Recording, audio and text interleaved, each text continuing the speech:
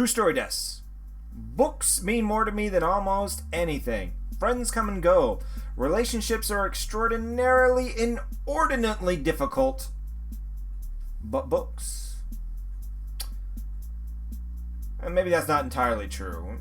I've had a lot of travels in my life at this point, and I've had to purge my libraries several times. Half-price books has made quite a mint off of me.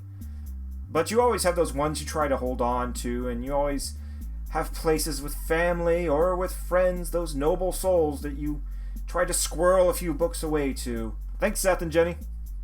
But every time I reach a new place, I say, this time we begin anew, and no good book shall be left behind. But this True Story Desu is not about books. It's about the bookshelves that I love.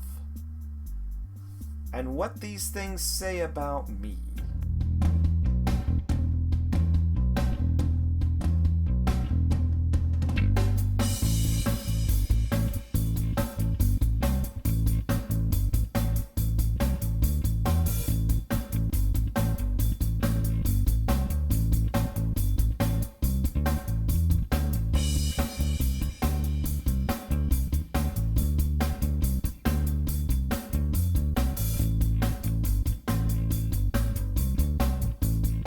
Now, some folks like a good, solid, one-piece bookcase. Something handmade, or just sturdy, or from Sweden. This is one of my roomie's 2 bookcases. I'm not criticizing it, mind you. I like its solid, old-school look filled with classics. The other is filled mostly with sci-fi and fantasy novels. I'm only illustrating what his mother meant when she asked, if Steve needs shelves, why doesn't he just go to IKEA? Because milk crates, wooden planks, and a trusty hacksaw are all this stubborn bibliophile really needs. Now, I didn't start out using bookshelves this way. No, back in the olden days, I had normal bookshelves and bookcases, just like everybody else. In fact, they became so overladen with books that they actually exploded on me in the middle of the night. One exploded, it knocked down the other 3, and crates of comic books fell onto my bed, waking me up at like 3 in the morning. When you had to go to work in 2 more hours. Yeah, not a lot of sleep. I just put the comic books back up and left the books everywhere. And then after work later on, cleaned them up. But what really moved me to the milk crates was that this job at a donut shop, the milkman would leave crates, take them away, leave crates, take them away, and then stopped taking them away for a few weeks. We built up like 30 of them outside. And finally the boss just said, if he's not going to take them, you take them. So I took about 20 of them home, and I used them for this or that. Just storing things. I still didn't make shelves out of them yet. And then I moved in with Seth in 2007, my best friend. You're going to hear a lot about Seth as this True Story Desu goes on. A lot. Like, you're going to be sick of him. He is my hetero life mate. Anywho, there I had another bookshelf, a small one, explode. So I just took it apart and combined the planks with milk crates. It was cute, a bit of an overflow bookcase that fit between the closet and bathroom doors. But when I moved to Oregon to attend the big boy university, I stacked milk crate upon milk crate full of books into my PT Cruiser. Old Rosinante could hold a ton. When I got there, with the help of those milk crates and an abandoned entertainment center I found in an alleyway, I built a pretty nice little bookshelf in my tiny little apartment dorm room. Why? Sheer poverty. I rolled into town with the check engine light on, $100 in my pocket, and that was it. Except for books. Lots and lots of books. I came to really love the adaptability of the milk crate and plank system. As I moved from room to room at Pacific, it became really important to be able to break down everything quickly, move it economically, and then be able to set it up again. This is a system that really worked for all of that. I would even, just to make it more stable, fill the little bits here at the end with little Jenga blocks. I was resourceful.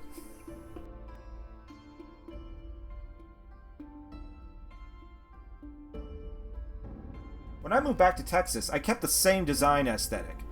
One whole wall was filled with milk crates and shelves full of books.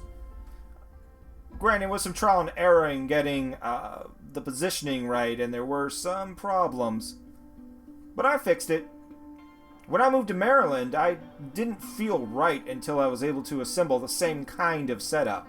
Of course, that time I had to use closet doors as the shelves. Whatever works, man.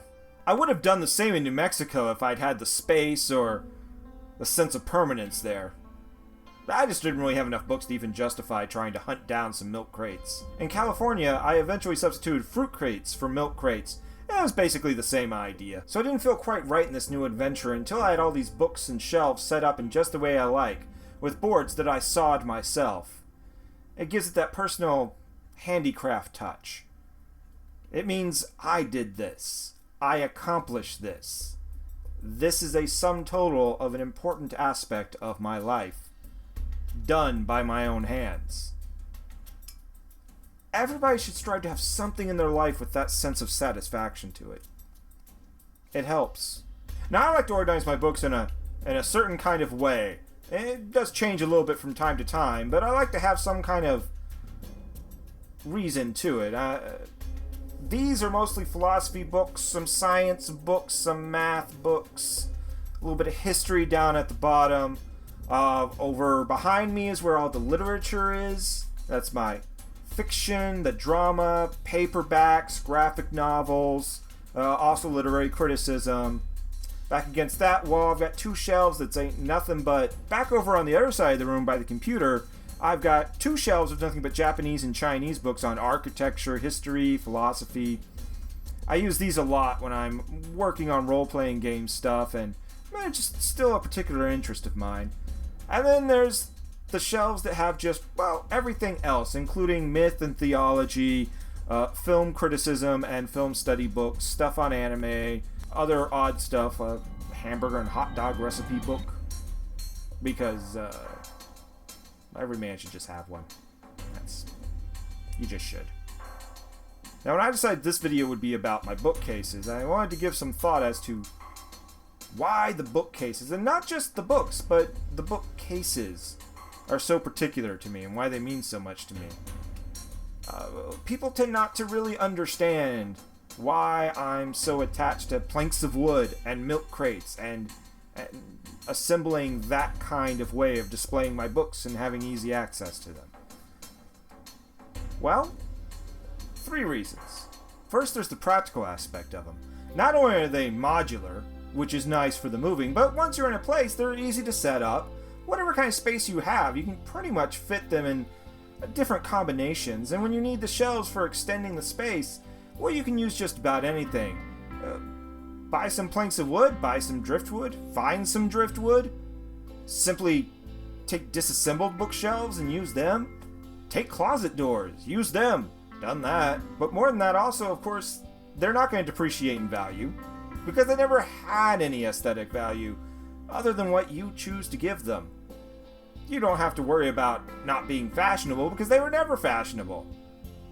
You can stay timeless and truly classic with this kind of setup. Second, there's the nostalgia of it all.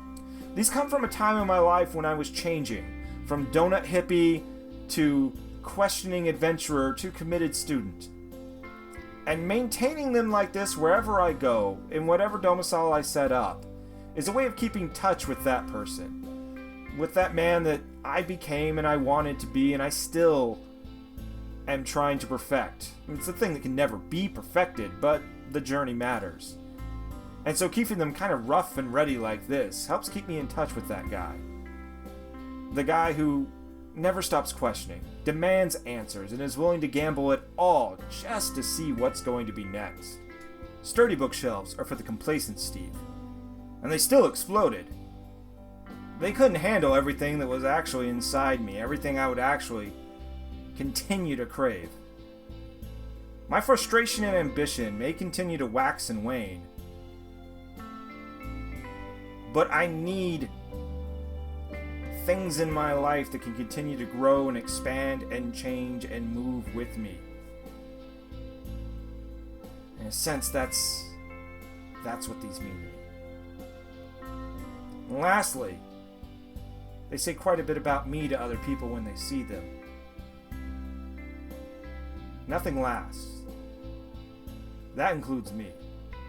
Oh, I don't mean in a we're all gonna die someday kind of way. I mean, I keep jumping off the ship from one adventure to another. I can't seem to help it. I'll be here for a while, but sooner or later that itch will be there. I get tired, but sooner or later, it's time to pack up and go. Everybody's got to know that. It's important, I think. I hold fast to what friends I can.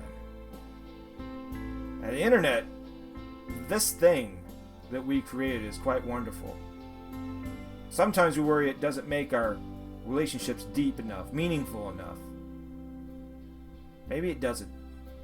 Maybe we all get reduced to Tumblr posts. But I hope not. And this might be one attempt too. One more attempt to keep a little depth.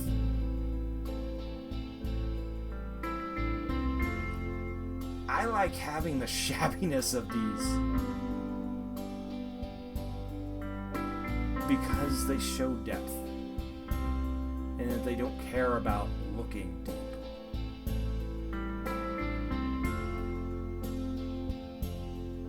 And thus, the story continues.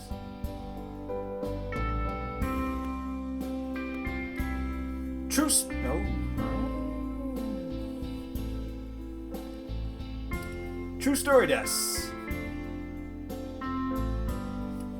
TrueStoryDesu. Relationships are inordinately. Inordinately. Okay. Doing this again.